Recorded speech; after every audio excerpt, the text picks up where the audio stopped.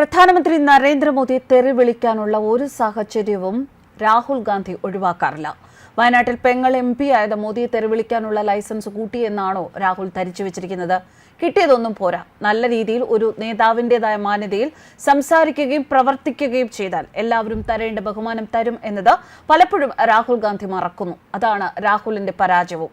സ്ഥാനമൊഴിയുന്ന US president Joe ബൈഡനുമായി പ്രധാനമന്ത്രി നരേന്ദ്രമോദിയെ താരതമ്യം ചെയ്ത് നരേന്ദ്രമോദിക്കെതിരെ അധിക്ഷേപ പരാമർശം നടത്തിയിരിക്കുകയാണ് കോൺഗ്രസ് നേതാവ് രാഹുൽ ഗാന്ധി.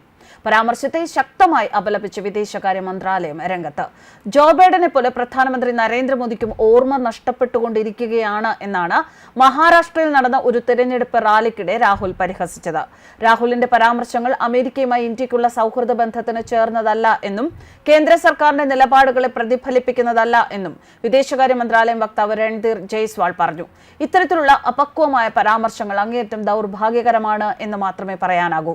ഇന്ത്യയും അമേരിക്കയും തമ്മിൽ നല്ലൊരു സൗഹൃദമാണ് ഉള്ളത്. അതിന് യോജിച്ചതല്ല ഇത്തരം പരാമർശങ്ങൾ.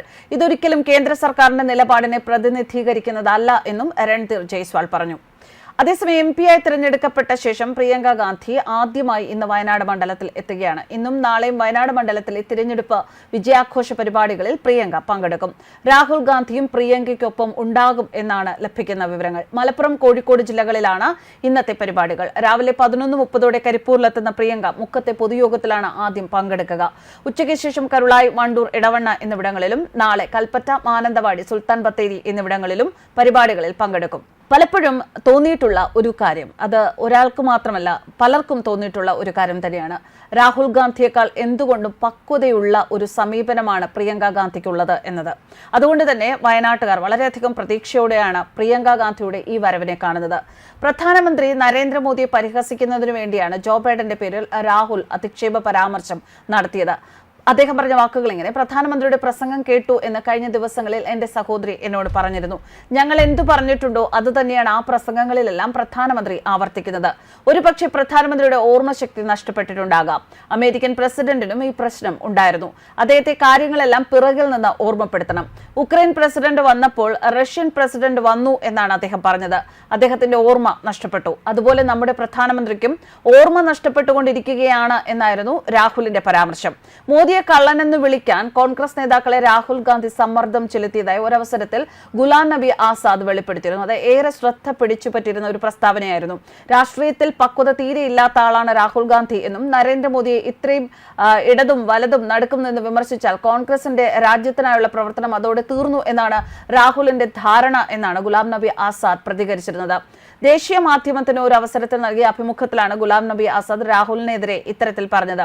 ഞാൻ രാഷ്ട്രീയം പഠിച്ചത് ഇന്ദിരാഗാന്ധിയിൽ നിന്നും രാജീവ് ഗാന്ധിയിൽ നിന്നുമാണ്. എന്നാൽ അവരെല്ലാം ആദരണീയരായവർ ആയിരുന്നു എന്ന് ഗുലാം നബി ആസാദ് പറയുന്നു. മോശമായ വാക്കുകൾ പ്രയോഗിക്കില്ല. 2019 തിരഞ്ഞെടുപ്പ് പ്രധാനമന്ത്രി നരേന്ദ്രമോദിയെ ലക്ഷ്യമിട്ട് അദ്ദേഹത്തിന്റെ ചൌക്കീദാർ ചോർഹെ എന്ന മുദ്രാവാക്യം തെറ്റായിപ്പോയി. കാവൽക്കാരൻ കള്ളൻ എന്നായിരുന്നു രാഹുൽ ഗാന്ധി മോദിക്കെതിരെ അഴിച്ചുവിട്ട പ്രചാരണം. ഈ മുദ്രാവാക്യം കോൺഗ്രസിലെ സീനിയർ നേതാക്കൾ ആരും ഏറ്റെടുത്തിരുന്നില്ല. അതോടെ രാഹുലിന് കലിയടങ്ങിയില്ല. ഒരു മുതിർന്ന നേതാവും നരേന്ദ്രമോദി കള്ളനെന്ന് വിളിക്കുന്ന ഈ മുദ്രാവാക്യത്തെ അനുകൂലിച്ച് രംഗത്ത് വന്നില്ല. തന്റെ മുദ്രാവാക്യത്തെ പിന്തുണച്ചത് ആര് എന്നതിനെക്കുറിച്ച് പാർട്ടി യോഗത്തിൽ രാഹുൽ ഗാന്ധി കൈകൾ കാണിക്കാൻ ആവശ്യപ്പെട്ടിരുന്നതായും ഗുലാം നബി ആസാദ് പറഞ്ഞിരുന്നു. നിരവധി മുതിർന്ന നേതാക്കൾ വിയോജിപ്പ് പ്രകടിപ്പിച്ചു. നരേന്ദ്രമോദിയെ ചൌക്കീദാർ ചോർഹെ എന്ന് വിളിക്കാൻ ആഹ്വാനം ചെയ്ത രാഹുൽ ഗാന്ധിയുടെ നേതൃത്വത്തിൽ നടന്ന പാർട്ടി മൻമോഹൻ സിംഗും AK ആന്റണിയും P ചിദംബരവും ഞാനും ഉണ്ടായിരുന്നു എന്നാണ് ഗുലാം നബി ആസാദ് പറഞ്ഞത്. എന്നാൽ രാഹുലിന്റെ അന്നത്തെ ആ ഒരു രീതികൾ അത് മണ്ടത്തരം എന്നാണ് വിമർശിച്ചിരുന്നത്.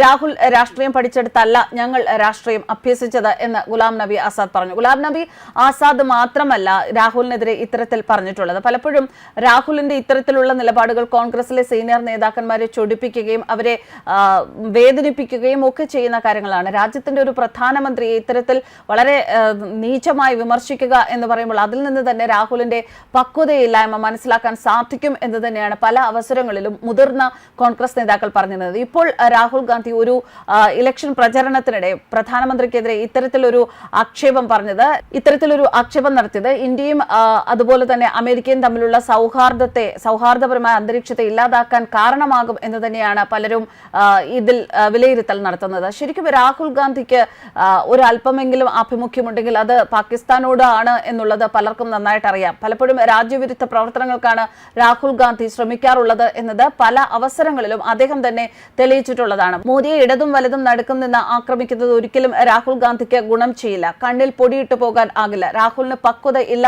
എന്നത് ഒരിക്കൽ കൂടി രാഹുൽ ഗാന്ധി തെളിയിച്ചിരിക്കുകയാണ്.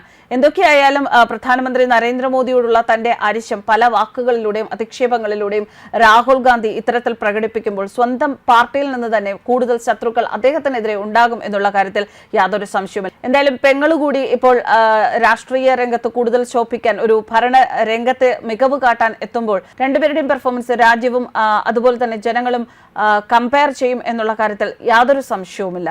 News desk കർമാനസ്.